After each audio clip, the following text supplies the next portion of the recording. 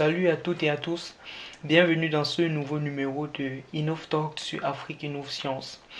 Aujourd'hui, nous avons le plaisir de recevoir un étudiant en médecine qui va nous parler de son parcours. Il va nous dire pourquoi est-ce qu'il a décidé d'étudier la médecine. Avec lui, nous allons parler aussi de la thématique du jour qui est l'hypertrophie bénigne de la prostate. Vous savez très certainement, ça touche uniquement les hommes. Et avec lui, nous allons apprendre énormément de choses. Je vous invite à regarder la vidéo jusqu'à la fin parce qu'elle est très enrichissante. Et n'hésitez pas à partager autour de vous et à vous abonner si tel n'est pas encore le cas. Merci de regarder InnovTalk et merci de regarder Afrique Innov Science. Salut Flavien. Salut. Merci d'avoir accepté notre invitation. Que peux-tu dire à propos de toi pour celles et ceux-là qui ne te connaissent pas encore? Justement, je suis Flavien Temcom, étudiant en médecine ici en Allemagne.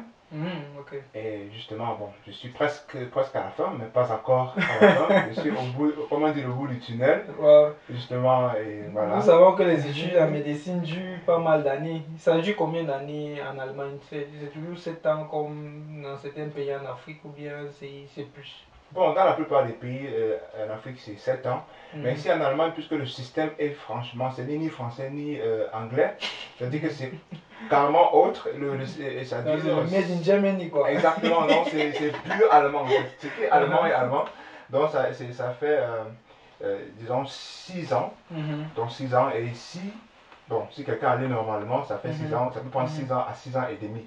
Parce qu'à la fin, il y a un grand stage d'abord, et un grand stage et un examen à la fin. Si quelqu'un peut-être du temps pour préparer, prendre le temps pour préparer, ça peut donner 6 ans et demi. Donc on peut dire 6 ans à 6 ans et demi. D'accord. Donc en France ou en Angleterre, d'autres systèmes, ça peut être plus de 6 ans ou bien de moins de 6 ans. Bon, en fait, ce qui se passe, c'est que la plupart du temps, le système français, bon, actuellement, je ne sais pas s'ils sont encore à, je sais pas s'ils sont à 6 ans, je ne sais pas si c'est à 6 ans ou 7 ans, mais c'est que l'Afrique, la grande partie de l'Afrique utilise c'est le système français et anglais. Oui, ça fait 7 ans, mais. Avec l'histoire que Exactement. nous connaissons et tout, oui. Mais bref, en fait, c'est les 6 ans justement, c'est pour les études même. Exactement. La 7e année, en fait, la plupart du temps, c'est pour le doctorat.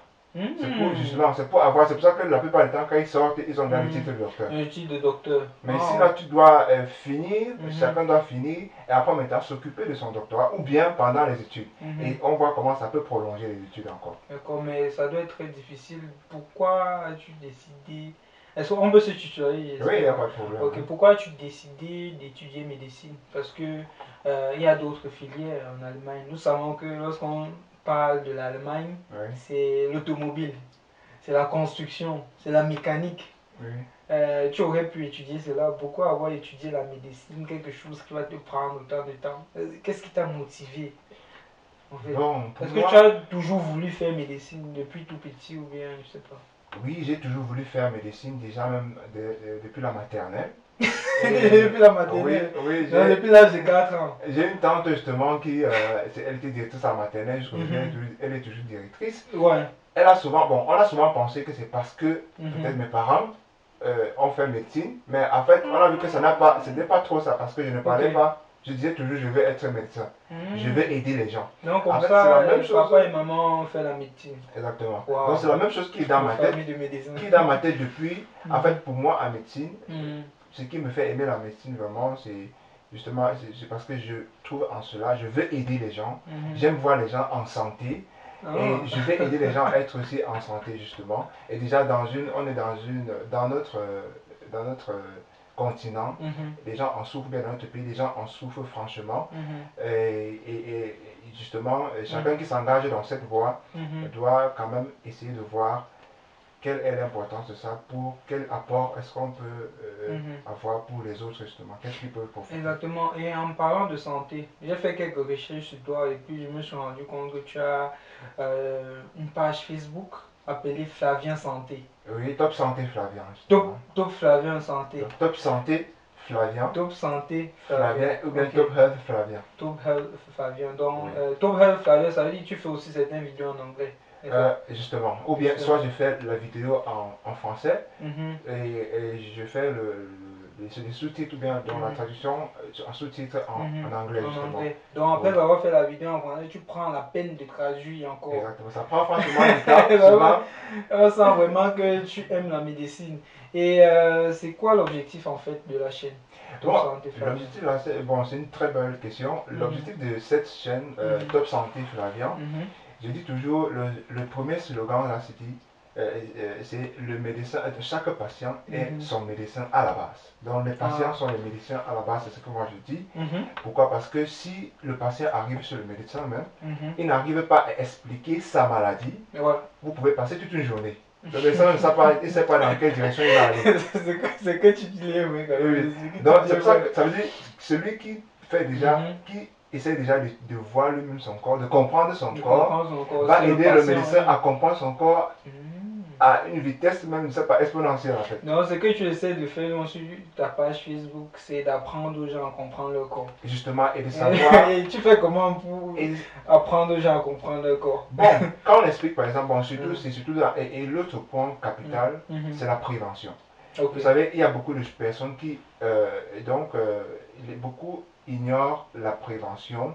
Beaucoup ne savent pas que ces maladies qui viennent nous rendre tristes et autres, il y a beaucoup qu'on peut prévenir. Parce que c'est mieux, pour moi, c'est mieux de prévenir que de guérir. Je dirais en général, c'est mieux de prévenir que de guérir. Parce que lorsqu'on prévient vraiment, il y a les coûts déjà qui sont réduits. Exactement. Et je voulais ajouter que souvent, on arrive à vivre, on le voit bien en Afrique, on le voit bien chez nous. Souvent, quelqu'un, on s'en fout de certaines maladies jusqu'à ce que quand ça nous prend, ça nous dépose au lit, c'est-à-dire qu'on ne peut plus bouger. On se lève penser à quelqu'un très proche. On se lève pas à l'hôpital, et souvent le médecin ne peut plus rien faire, il n'est pas dur. Il ne peut plus rien faire parce que c'est tellement avancé qu'il ne sait même plus en fait. Donc d'où votre chaîne, quoi. Donc vous apprenez aux gens à comprendre le corps, pour prévenir. Exactement. Et ça facilite aussi la tâche, n'est-ce pas, aux médecins. Oui. Parce que si tout le monde pouvait comprendre son corps, alors ça limiterait vraiment. J'arrive aussi à comprendre, il faut préciser comprendre son corps et savoir comment prévenir les maladies. C'est pour ça que j'ai commencé la toute première vidéo, c'était sur l'eau. L'eau et la santé. Donc, c'est toutes les choses qui sont. On n'a pas besoin d'aller tout acheter. Des choses qu'on peut faire. On n'a pas besoin de faire le doctorat. On n'a pas besoin de faire 7 ans d'études. Donc, tout ça que je vous mets, on néglige en fait. Ok, et maintenant, en parlant de l'eau, vous voyez, c'est mieux de boire l'eau après chaque exercice ou bien c'est mieux. À quelle période de la journée doit-on boire de l'eau? À tout moment. C'est possible de boire de l'eau parce que je ne vais pas dire on ne boit pas juste de l'eau quand on a soif. Il faut être habitué à boire même déjà. Donc, c'est-à-dire en fin de journée, ce que moi je fais, c'est que je fais l'effort de boire suffisamment pendant une journée. C'est-à-dire si un moment donné je me rends compte que je n'ai même pas bu, je vais me rattraper parce que la conséquence peut être un peu plus énervante. Justement donc. Mais il y a des temps aussi comme les repas, il faut quand même accompagner aussi les repas de l'eau ou bien quand vous avez des exercices physiques qui ont tellement absorbé de l'énergie et autres, il faut aussi compléter. Donc il y a des moments où il faut toujours suivre, il faut compléter. Mais il y a une quantité quand même d'eau qu'il faut boire chaque jour. Est-ce qu'on doit boire l'eau n'importe comment? Bon, est-ce que je peux boire 5 litres d'eau chaque jour? Ça dépend. Ça dépend bien. Mais on conseille, disons, 1,5 litre à 2 litres, ça dépend aussi de la taille et ça dépend aussi de la masse corporelle. Quelqu'un peut-être de 1,80 m, on doit le conseiller peut-être à partir de 1,5 litre et 1 litre à 2 litres. Mais on peut aussi tellement boire dans les pays tropicaux, par exemple, comme en Afrique, peut-être entre autres, où il fait chaud. Vous pouvez vous retrouver même à 5 litres la journée. Si vous vous rendez compte, vous pouvez vous rendre compte que vous avez du 5 litres pendant la journée. Mais le problème est que ce n'est pas, en fait, je vais te dire, si quelqu'un a une bonne eau, ce n'est pas un problème si les reins travaillent. Si le rein travaille, c'est comme, comment on dit, c'est comme un cycle. Donc on boit, ça travaille, et je m'en vais uriner, et ça tourne. Mais si le rein a un problème, alors on va dire de diminuer la quantité d'eau. Mais est-ce que le rein peut être endommagé si on fait trop travailler le rein à travers la consommation ou bien, oui, de l'eau? Si on prend l'eau tout le temps, tout le temps, le rein sera en train de travailler un peu plus et ça pourrait endommager le rein, non? Sûrement, on peut boire une certaine quantité qui serait bonne pour le corps et ne pas trop donner de travail au rein. Oui, c'est vrai qu'on demande justement de pas. Bon, il ne faut pas aussi trop boire de l'eau parce que les conséquences ne seront même pas au niveau pas trop le rein, mais les conséquences seront au niveau des électrolytes qui sont c'est-à-dire si je n'ai pas suffisamment, par exemple,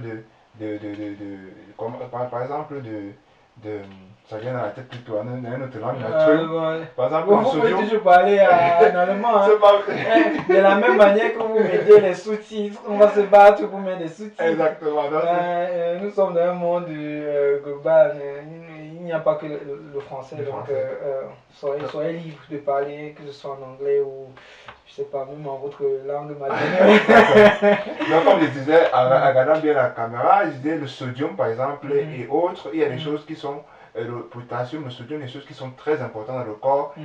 Quand ce n'est pas suffisant, on peut arriver à des urgences. Dans les cas d'urgence, donc, c'est pour ça qu'il faut pas aussi boire trop d'eau, et de sorte ça va tout diluer dans le corps. C'est un peu comme si on préparait, on met le sel, on met encore tout un flux d'eau dans ça sert tout salé. Bon, le sel, donc, ça va, oui, justement, mais le rein, sinon les reins, c'est leur boulot. C'est leur boulot de travailler. Oui, c'est-à-dire, mettre n'importe quelle quantité d'eau, ça ne va pas les déranger. C'est quand le cœur commence, il y a ce qu'on appelle une hypertonie peut-être. S'il y a un problème déjà avec peut-être la pression dans le corps, c'est où ça peut endommager les reins. Donc c'est un peu comme si on prend tout un grand flux de pression là, on vise ça sur la face de quelqu'un, mais si c'est vert, ça va casser. D'accord, merci vraiment pour l'information. Et concernant votre page Facebook, est-ce que vous avez l'impression que les gens vous écoutent vraiment? Est-ce que vous avez l'impression que le message passe? Parce que des fois, lorsqu'on fait quelque chose pour aider les gens, et on se rend compte que les gens en question n'acceptent pas le message qu'on veut passer, on se sent découragé. Donc j'aimerais savoir, est-ce que vous sentez que les gens apprécient déjà ce que vous faites, des efforts que vous fournissez pour eux, pour qu'ils puissent comprendre leur corps? Bon, très belle question aussi, question très intéressante même. Ce que je vais dire, c'est que au début, justement, c'était un peu, bon, chacun se disait, qu'est-ce qu'il est en train de faire et tout ça. Au début, on a l'impression que les gens ne comprennent pas encore, mais j'ai des connaissances des gens autour qui posaient souvent des questions directement, mais pas sur ma page. Maintenant, il y a des gens, au fur et à mesure que ça passe, il y a des gens qui sont intéressés.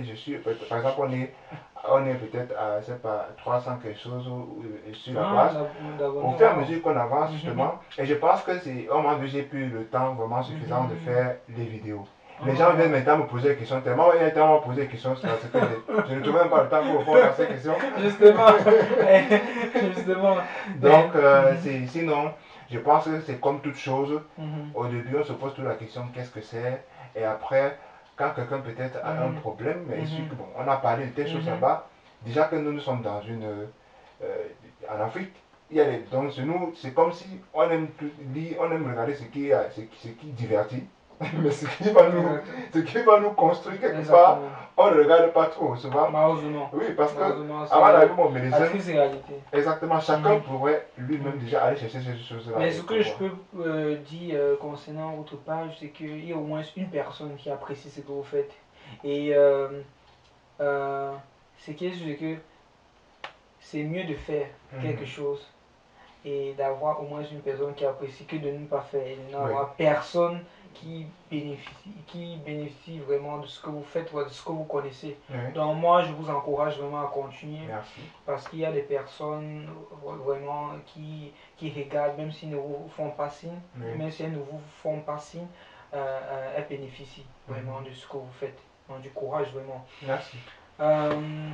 Merci vraiment d'être sur Afrique Innov Science. Nous allons faire une petite pause, le temps pour nous de se rejoindre après.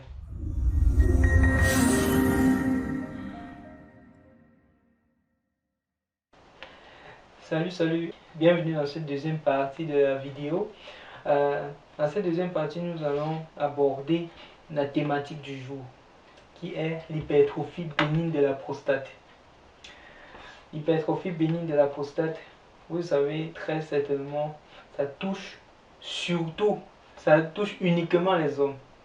Et nous avons donc le privilège d'être avec un étudiant en médecine qui va nous donner quelques infos là-dessus. Et ce sera bénéfique très certainement pour beaucoup d'entre vous. Alors Flavien, l'hypertrophie bénigne de la prostate, c'est quoi en fait? On a l'habitude d'entendre hypertrophie bénigne de la prostate, ainsi de suite. C'est quoi en fait? Bon, avant de définir, je dirais même que beaucoup de gens ne connaissent même pas. Beaucoup de gens connaissent le cancer de la prostate. Beaucoup ne savent même pas qu'il y a un truc qu'on appelle, il y a des gens qui connaissent, mais beaucoup ne savent pas, beaucoup savent qu'il y a un cancer de la prostate. Mais maintenant, l'hypertrophie bénigne de la prostate, c'est quoi? Allons dans les mots. Hypertrophie, ça veut dire que ça augmente. Ça veut dire, la prostate, c'est comme, essayons, il y a quelque chose qui va nous aider ici. Ouais, la prostate, c'est comme les noix de, je sais pas comment, des castagnes, un truc comme ça. Justement, c'est comme un petit truc comme ça là. Et si, à un moment donné, on parle de l'hypertrophie quand ça augmente en volume, ou bien quand la taille augmente, c'est l'hypertrophie. Maintenant, bénigne, ça veut dire ce n'est pas encore, bon, le contraire bénigne c'est maligne, c'est-à-dire quand tu es malin, ou bien c'est-à-dire le contraire. Je vais dire bénigne, c'est quand ce n'est pas agressif, justement, ce n'est pas encore une complication un peu bizarre, c'est pas agressif, justement, c'est quelque chose qu'on peut encore contrôler, justement. Donc, sinon, hypertrophie bénigne de la prostate, que certains peut-être connaîtront aussi sous le nom de hyperplasie bénigne de la prostate, parce que hyperplasie, là, c'est plutôt maintenant une prolifération des cellules de la prostate. Donc, quelque part, il y a toujours quelque chose qui déborde, justement. Donc, et au début, tu as dit quelque chose de très intéressant. Que les gens connaissent plus le cancer de la prostate. Oui. Maintenant, j'aimerais bien savoir quelle est la différence entre le cancer de la prostate et l'hypertrophie bénigne de la prostate. Est-ce que l'hypertrophie bénigne de la prostate est normale et le cancer est anormal, ou les deux ne sont pas normales? Bon. Ne sont pas normaux. L'hypertrophie bénigne de la prostate, c'est quelque chose, on dirait, dans la population, presque chaque homme en vieillissant va avoir, ou bien pourrait avoir, donc on dit presque chaque homme pourrait avoir affaire avec ça. Mais pas tous les hommes. Pas tout, mais oui, presque chaque, donc ça peut même arriver à tous les hommes même en fait. Je dis, parce que chacun va passer, sauf si on ne va pas vieillir, chacun va passer par la vieillesse. Et la plupart du temps, ça touche les gens à la vieillesse, donc à partir de 50 ans par exemple, à partir de 50 ans déjà, on peut avoir cela. Mais déjà même près de 50%, à 60 ans, ont déjà ça. À partir de 80%, non, à partir de 80%, il y a un truc comme 90%, pardon, à partir de 80 ans, 90% des personnes ont même déjà ça. Donc vous voyez qu'avec le temps, on arrive à cette... Donc la probabilité d'avoir cette hypertrophie bénigne de la prostate grandit avec le temps, avec l'âge. Justement, et le cancer, c'est une autre chose. Vous savez que tout cancer, bien toute tumeur, à un moment donné, a des origines souvent qui ne sont pas vraiment explicables en fait.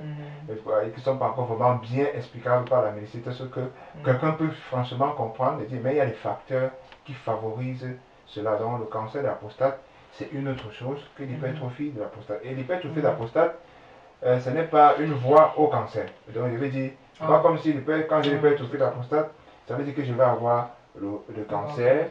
Peut-être ça peut arriver, mais ce n'est pas automatique. Est-ce que le reverse is true, comme on a l'habitude de dire en anglais? Est-ce que si quelqu'un a le cancer de la prostate, il ne va pas avoir l'hypertrophie bénigne de la prostate? Non, ça n'empêche pas. Ça n'empêche pas aussi. Donc l'hypertrophie de la prostate n'empêche pas le cancer. Quelqu'un peut avoir les deux. Donc, c'est pour ça que pendant le diagnostic, même le médecin peut savoir, il peut même directement, au même diagnostic, il peut contrôler les deux, que ce soit le cancer ou bien l'hypertrophie de la prostate. Et maintenant, est-ce qu'il est possible pour un homme, avant d'atteindre 50 ans, de consommer certains aliments? Vous avez dit par exemple, durant la première partie, que vous apprenez aux gens à travers votre page Facebook à comprendre leur corps. Maintenant, est-ce que à travers votre page ou aujourd'hui, maintenant, vous pouvez dire à certains hommes comment est-ce qu'ils peuvent comprendre leur corps pour pouvoir éviter autant que possible l'hypertrophie de la prostate. L'hypertrophie bénigne de la prostate, bien que cela soit tout à fait naturel, bien que ce soit un processus tout à fait naturel. Bon, c'est comme toute chose dans la médecine, comme toute chose dans la santé, il faut bien se nourrir. Et bien se nourrir, c'est tout un thème. C'est-à-dire qu'on ne peut pas entrer là-dedans. On sait que bien se nourrir, c'est aussi penser à quelque chose qu'on voit là-devant, les fruits. Les fruits. Et justement, il faut aussi faire un exercice physique. Ou bien il faut quand même bouger, il faut que le corps soit physiquement nourri. C'est-à-dire que, et ça diminue aussi beaucoup parce que quelqu'un qui ne fait pas d'exercice physique, on demande par exemple aux gens d'être des sportifs, d'aller faire des championnats et tout le reste. Non, en fait, cela va aussi permettre la libération des urines et autres. Ça va faire que les choses, l'urine ne stagne pas dans la vessie et qu'il n'y ait pas peut-être une pression quelque part. Et donc, en tout cas, le sport ou bien l'exercice physique joue un grand rôle, et la nutrition aussi. Et aussi, quand les gens peut-être ont envie d'uriner, il faut uriner. Il ne faut pas garder l'urine jusqu'à ce que c'est quand ça devient une urgence qu'on va uriner, parce que là c'est aussi un facteur, c'est quelque chose qui peut aussi accélérer le processus. Exactement. Oui. Parce qu'il y a des jeunes aussi qui en ont. On parle de 50 ans, mais il y a des jeunes. J'ai connu un ami avec qui on fait médecine. Il y a un ami avec qui on fait médecine, par exemple, qui a eu des problèmes avec ça. Et quand vous constatez à un moment donné que vous urinez, à un moment donné, ça sort un peu en jet. Normalement, quand on urine, ça doit sortir tout d'un coup, sans coupure, jusqu'à ce que la quantité diminue quand même. Mais quand ça sort plutôt en jet d'eau comme ça, en jet, ça sort un peu, ça s'arrête. Ça veut dire que la prostate a déjà un certain volume. Exactement. Et pourquoi est-ce que la prostate, et pourquoi est-ce que ça sort, ça dérange justement l'urine Nous aimerions bien savoir. Justement, c'est que la prostate, peut-être les gens vont se poser la question, mais qu'est-ce que ça a à voir avec l'urine? Nous avons la vessie. La vessie est comme ça. D'accord. En dessous de la vessie, il y a la prostate. Et la prostate est ce qu'il y a ce qu'on appelle l'urètre. Vous voyez, urètre, rapprochement avec le mot urine. Urètre, c'est ce canal dans lequel l'urine passe. Qui est de la vessie passée. Et ça forme, bon, on dirait que la prostate est divisée en deux parties égales par l'urètre. Donc ça se passe par l'urètre. Et si, imaginez si la prostate grossit, ça va chaque fois être ça fait la pression sur l'urètre, et l'urètre, ça peut faire que ça bouche même l'urètre justement.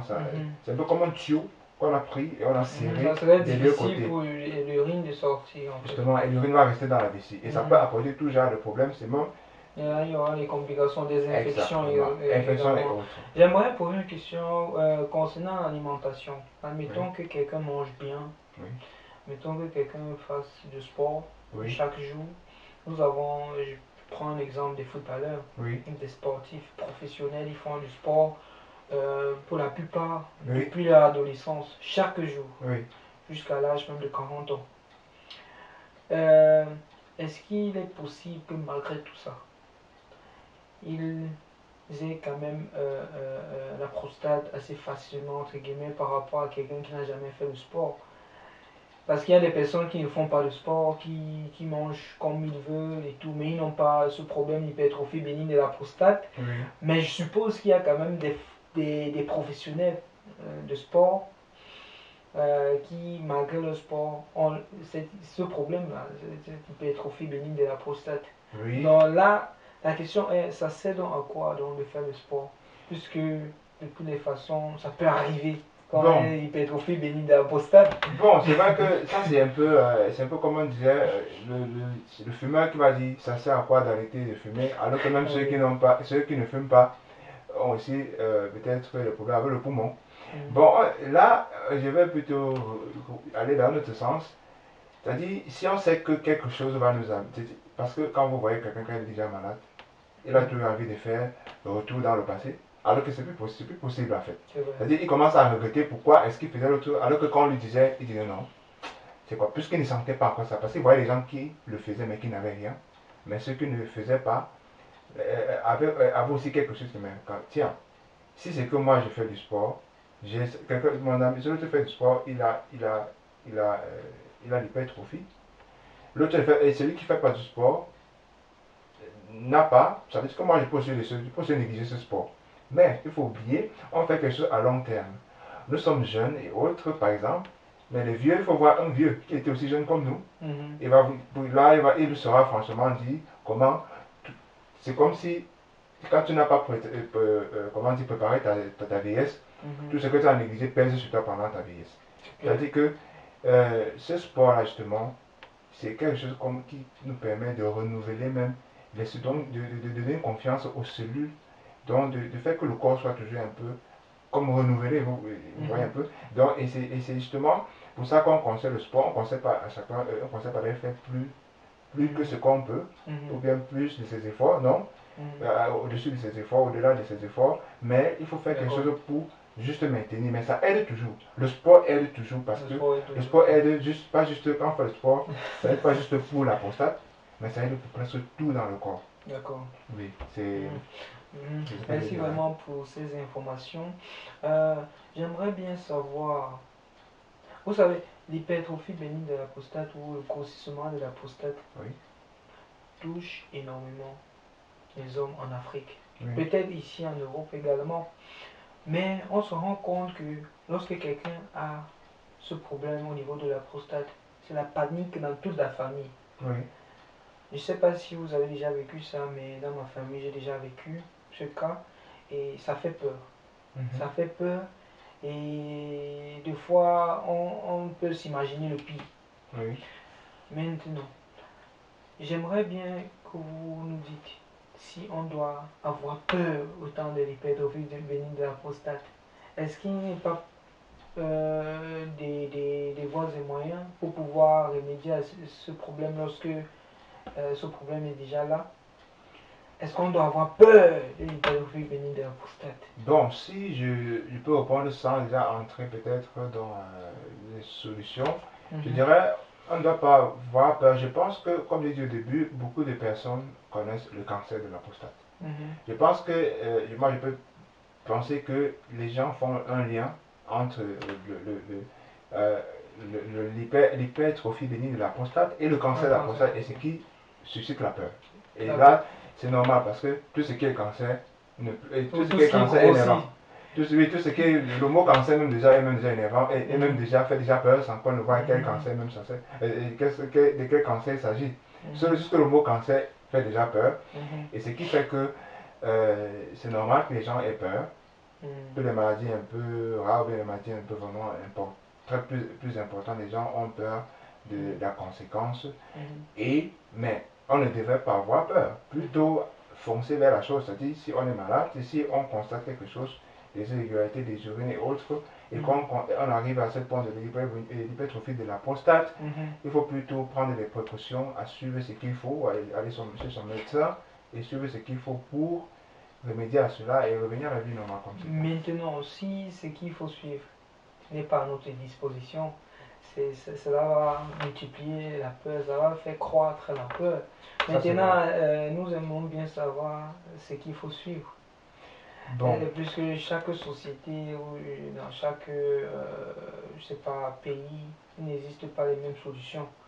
Que faut-il donc faire pour pouvoir éloigner ou bien mettre de côté la peur lorsqu'on a déjà cette hypertrophie bénigne de la prostate là? Quelles sont les solutions en fait?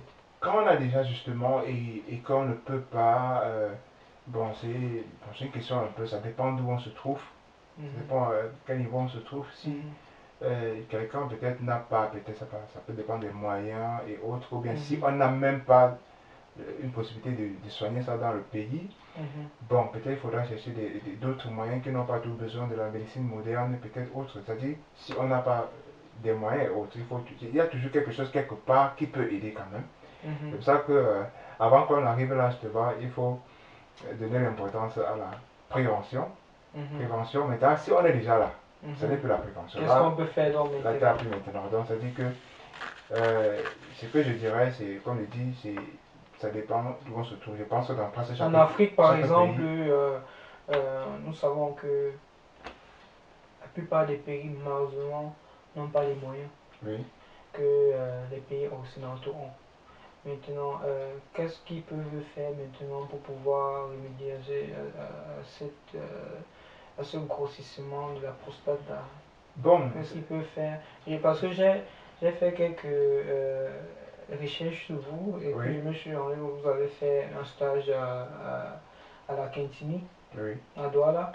Et maintenant, vu que vous savez un peu comment ça se passe sur place au Cameroun, à la Quintini par exemple, je ne sais pas si vous avez rencontré des personnes qui souffraient de l'hypertrophie bénigne de la prostate, mais lorsque vous voyez la situation là-bas et la situation ici, qu'est-ce que vous pensez que eux ils peuvent faire sur place pour pouvoir remédier à la situation avec les moyens qu'ils ont?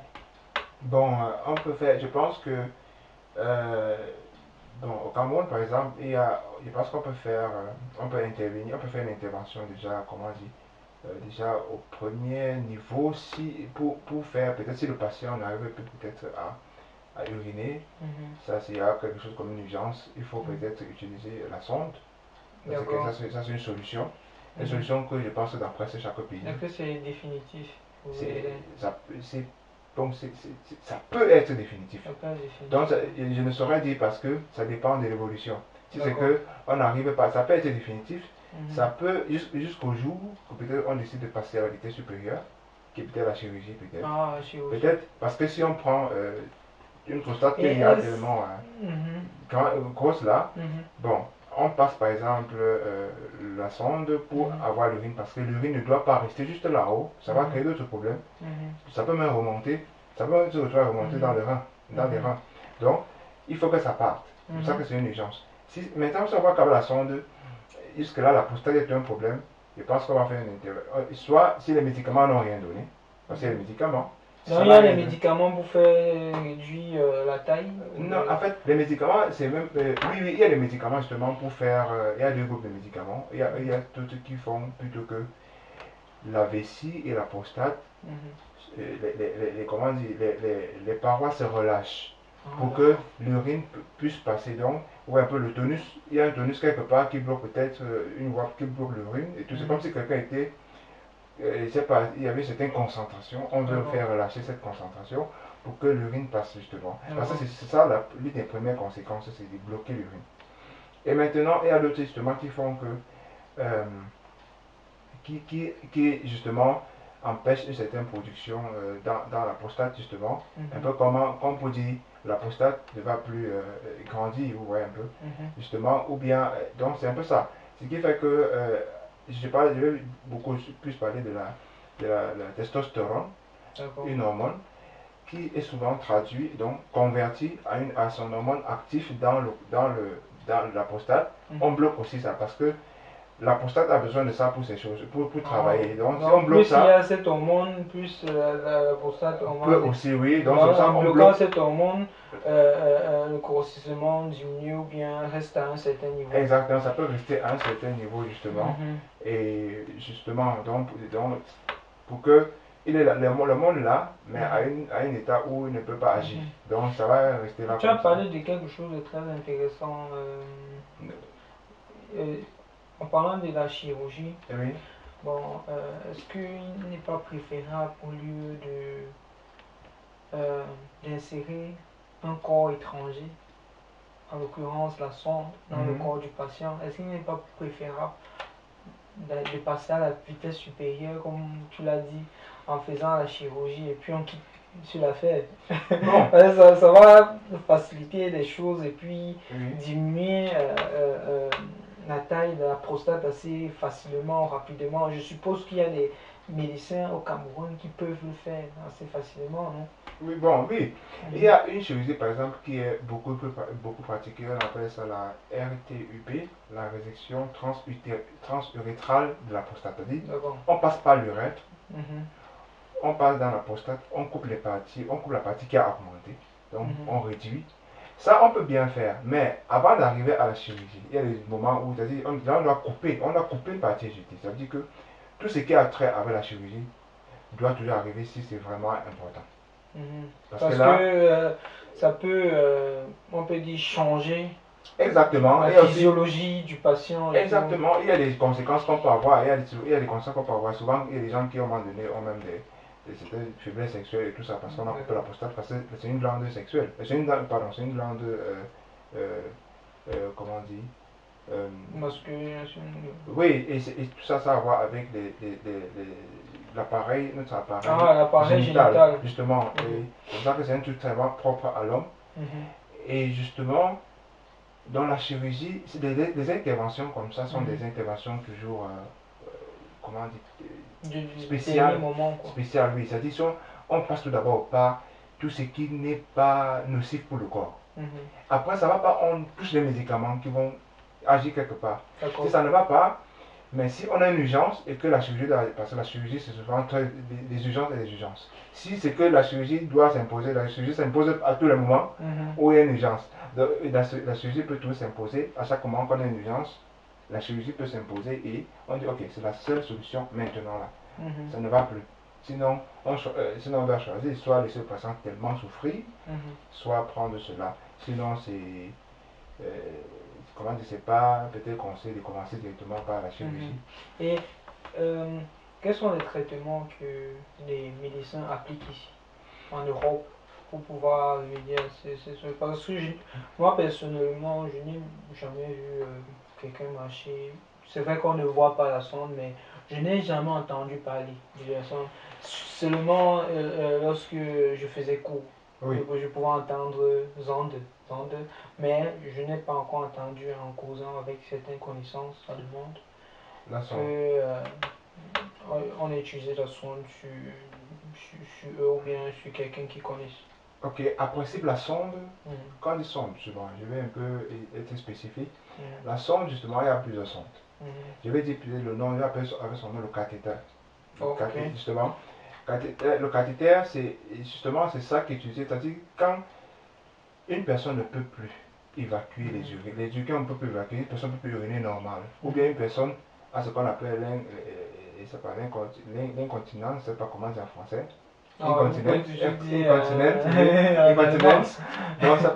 Incontinence, ça veut dire, là il y a des personnes qui ont se rendent souvent compte qu'ils ont déjà uriné dans leur vie. Sans s'en rendre compte. Oui, il y a beaucoup de personnes âgées ça souvent. Ça veut dire que le cerveau est déjà déconnecté en fait. C'est pas le problème souvent du cerveau, ça peut être le cerveau, mais souvent ça a lieu même là-dedans. Ça veut dire que les cellules, les cellules qui font le tonus pour fermer la vessie, c'est un peu comme le robinet. Si j'ouvre le robinet, je ne le ferme jamais, ça va aller. Ça veut dire que si ce qui ferme le robinet lâche, ça veut dire que l'eau va toujours couler. C'est un peu comme ça là dans notre vessie. La vessie, c'est comme un flux. Et il y a la prostate qui est le robinet ici. Non, la prostate n'est pas le robinet. Qu'est-ce que c'est le robinet? La prostate, il y a les cellules justement, il y a les choses qui font les hormones et autres qui font que, et justement ça avait aussi le cerveau, qui fait que, et les nerfs aussi, qui font que, c'est comme un flux qui a une sortie et qui se ferme souvent. Donc c'est un muscle qui ferme, ça ouvre quand je veux, ou bien soit je veux uriner, je pars, je m'en vais, psychologiquement j'ouvre ça, soit l'urine a tellement dedans que ça m'oblige à ouvrir. C'est-à-dire, si ma mère, je veux uriner dans mes habits. Maintenant, il y a des personnes âgées qui, à un moment donné, n'arrivent même plus à contenir cela. Ils ont maintenant une faiblesse au niveau de la vessie. Ceux-là reçoivent aussi des cathéters, sinon on va passer le temps à uriner sur eux. Ça veut dire, maintenant, ceux qui ont dans l'hypertrophie de l'hypertrophie bénigne de la prostate, là, c'est plutôt le contraire. Ceux, au lieu de laisser l'urine passer, la prostate bloque l'urine dans la vessie. Et si on bloque l'urine, ça fait remonter. Imaginez, l'eau ne fait que venir. Et puis ça bloque, ça reste. Oui, ça va faire comme des inondations en fait. Exactement. Ça peut revenir même dans le rein et ça crée des infections et tout ce que ça peut avoir. Et vous voyez le patient, eh bien, ça peut ballonner le ventre et autres. Maintenant, il faut que l'on touche quelque part, on met une sonde et c'est là le cathéter qui va faire sortir l'urine même à votre insu. Que tu veux ou pas, l'urine va sortir. C'est-à-dire que l'urine là-bas n'est plus dirigée par la personne, mais chaque fois qu'il urine, ça sort. Chaque fois qu'il urine, ça sort. Ça, c'est quelque chose qu'on fait pour d'abord libérer. Parce que quand l'urine est stockée ici dedans, ça fait mal. Ça fait la pression et autres. C'est pour ça que c'est l'une des premières solutions. Quand l'urètre a tellement été compressé jusqu'à ce que l'urine n'arrive plus à passer. C'est une urgence. Très intéressant. Oui. Et j'aimerais toucher un domaine qui me propre pour pouvoir résoudre ce problème de l'hypertrophie bénigne de la prostate. Donc, j'aimerais toucher un aspect qui est la radiologie en fait. Oui, oui. Oui, ne pensez-vous pas que c'est la meilleure solution pour pouvoir résoudre ce problème de l'hypertrophie bénigne de la prostate sur le long terme? Parce qu'en bombardant les électrons sur la prostate, sans toutefois opérer, sans toutefois faire de la chirurgie, ça peut réduire, n'est-ce pas, la quantité de cellules et puis le patient peut mieux se sentir que si on avait opéré. Bon, là je serais un peu, je fais un peu attention là en répondant parce que la méthode même la plus utilisée, c'est ce que j'ai dit tout à l'heure, la résection transurétrale de la prostate. Parce que c'est-à-dire que on va prendre ce qui est pathologique, on coupe, on jette. Je pense que justement, le laser, justement, ou bien la radiologie, au niveau de la radiologie, c'est la même chose. Mais il y a aussi, dire que c'est le meilleur, là, moi, je dois dire que je ne sais pas vraiment si c'est le meilleur, mais je sais que ce qui est plus utilisé, c'est ce que je viens de dire là, en chirurgie.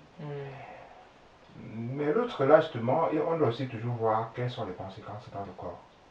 Le chirurgien, il peut couper là, après il découpe quelque chose qui ne va pas, et qui va créer tout un problème. Mais aussi la décharge de tous ces électrons autres dans le corps. Aussi, les protons, tout ça, ça peut endommager exactement, aussi d'autres cellules qui sont en santé. Exactement, donc c'est pour ça que il y a en médecine, il y a souvent des temps où c'est la première solution quelque part, des temps où c'est... mais sinon, la chirurgie, la plupart du temps, que ce soit les cancers ou bien d'autres choses là, quand la chirurgie peut intervenir, elle intervient d'abord. La plupart du temps, avant toutes ces choses-là. Mais il y a souvent des temps où il faut d'abord intervenir avant la radiologie, juste pour diminuer, comment dire, pour éliminer certaines cellules ou bien diminuer une masse avant de faire la chirurgie. Sinon, la chirurgie, c'est toujours parce que la seule qui prend souvent le temps de nettoyer. De nettoyer ce qu'il faut. D'accord. Ok, d'accord Flavien. Merci pour toutes ces informations. Merci pour l'échange. Nous avons beaucoup appris. Et nous espérons que vous avez énormément appris de cet échange avec Flavien. Et nous vous invitons, n'est-ce pas, à vous abonner et n'hésitez pas à partager, n'est-ce pas, la vidéo pour que ceux-là qui veulent aussi découvrir ou bien apprendre un peu plus sur l'hypertrophie bénigne de la prostate, n'est-ce pas, apprennent, n'est-ce pas. Donc, je peux vous dire tout simplement à la prochaine sur Afrique Inno Science. Merci.